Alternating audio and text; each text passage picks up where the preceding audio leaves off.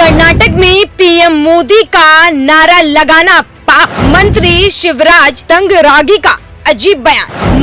मोदी का नारा लगाने वालों को मारो थप्पड़। कर्नाटक में कांग्रेस की सरकार है। कांग्रेस नेता और सांसद राहुल गांधी मोहब्बत की दुकान खोलने का दावा करते रहते हैं और उन्हीं के मंत्री मारने पीटने की बात कर रहे हैं। देश के प्रधानमंत्री नरेंद्र मोदी का अपमान कर रहे हैं, जिसके बाद से राजनीति गर्माती जा रही है। कर्नाटक में कांग्रेस नेता और मंत्री शिवराज तंगरागी गोप्पल जिले में कांग्रेस कार्यकर्ताओं की बैठक में एक अजीबोगरीब बयान देते हैं, जिसके बाद से राजनीति गर्मा गई है। शिवराज ने इस बैठक में बयान दिया कि जो युवा या छात्र प्रधानमंत्री नरेंद्र मोदी के समर्थन में नारे लगाते हैं, उन्हें थप्पड़ मारा जाना चाहिए। शिवराज ऐसी बात बोलते हुए शायद भूल गए कि वे देश के प्रधानमंत्री के बारे में बोल रहे हैं। तंगरागी के इस बयान पर बीजेपी ने कड़ी आलोचना की है।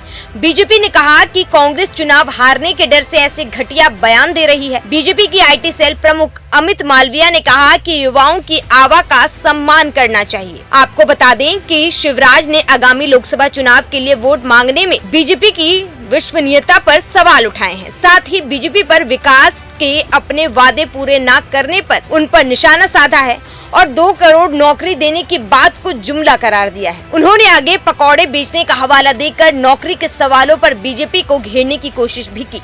पीएम मोदी पर बरसते हुए शिवराज ने कहा कि पीएम लगातार ड्रेस बदलते रहते हैं, फिर स्टंट भी करते हैं, समुंदर में गहराई में जाकर पूजा अर्चना करते हैं। क्या ये सब पीएम को करना चाहिए? बीजेपी की आईटी सेल प्रमुख अमित मालविया ने पलटवार करते हुए लोकतांत्रिक प्रक्रिया पर युवाओं की आवाज का सम्मान करने के महत्व को जोर दिया। मालविया ने असहमतिपूर्ण आवाजों के प्रति कांग्रेस के दृष्टिकोण को लेकर निराशा व्यक्त किया। उन्होंने कहा, राष्ट्र के भविष्य को आकार देने में युवाओं का महत्वपूर्ण योगदान होता है। युवा वो हैं जो हमारे देश का भविष्य बनाते हैं। उनकी आवाज को कांग्रेस और उनके नेता दबाने की कोशिश कर रहे हैं।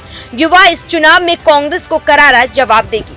ऐसे में कांग्रेस और राहुल गांधी से हर कोई ये सवाल पूछना चाहता है कि क्या उनके नेता अपने विरोधियों और विपक्ष पर हमला करते करते आम जनता से भी नफरत करने लगे हैं? और ऐसा बयान 2024 के लोकसभा चुनाव में किसके लिए मुश्किलें खड़ी कर सकता है?